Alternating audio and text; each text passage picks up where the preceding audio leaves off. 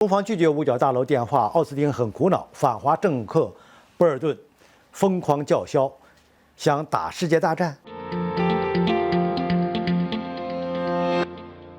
各位朋友，大家好，我是严树军，欢迎收看严树军论评。最近呢，美国五角大楼遇到了点烦心事儿，一是不该说的都说了，二是该说的没地方说，不该说的都说了，自然是指最近闹得沸沸扬扬的泄密门事件。最后 FBI 抓了一个21岁的空军国民警卫队队员，草草结案。而该说的没地方说，则是美国军方高官以及美防长奥斯汀多次抱怨中国的电话根本就打不通。从此前流浪气球事件中，中方拒绝五角大楼电话，到近期美军印太司令部司令抱怨1年半的时间里多次向中方打电话都是无人接听状态。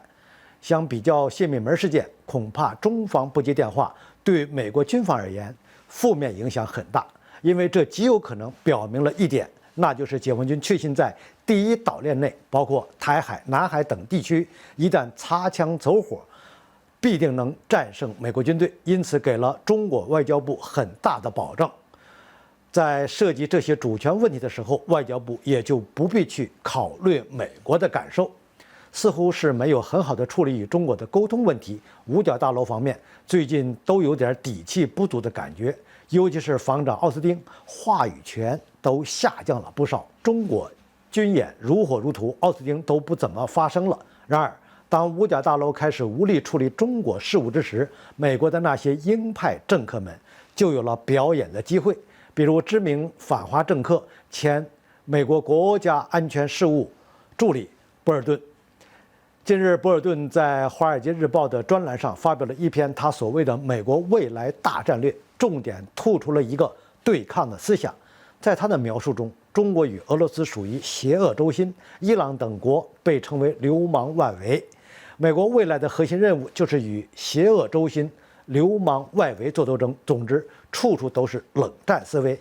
那具体怎么做的呢？博尔顿建议，西方应该削减社会项目，为军费开支提供资金，将国防开支与里根政府时期进行对标。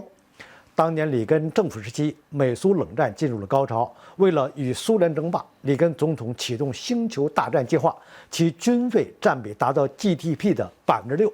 按照这个标准的话，那么今天美国军费将从8500亿美元直接飙升到1.5万亿美元。博尔顿甚至认为，为此牺牲一些民生建设也是值得的。此外，博尔顿还表示，美国政府应该升级核储备，恢复地下核试验。说白了，就是用核来对中俄说话，即使潜在的核大战风险也在所不惜。另外，博尔顿还提议扩大北约范围，将其覆盖全球，并且将台湾地区纳入到集体防御的范围中。怎么说？这些提案可谓条条都是奔着世界大战去的。说博尔顿是一个彻头彻尾的战争疯子，毫不为过。如何评价这种宣战式的叫嚣，固然不必完全当真，但值得警惕之处在于，随着博尔顿之流为代表的冒险派在美国政坛壮大，中美军事摩擦的风险也在急速上升。归根到底，美国内部矛盾需要通过这种方式来转移，因此我们不能放松警惕。还是那句话，要想避战，那就要全力备战。好，本期的话题就论评到这里，我们下期见。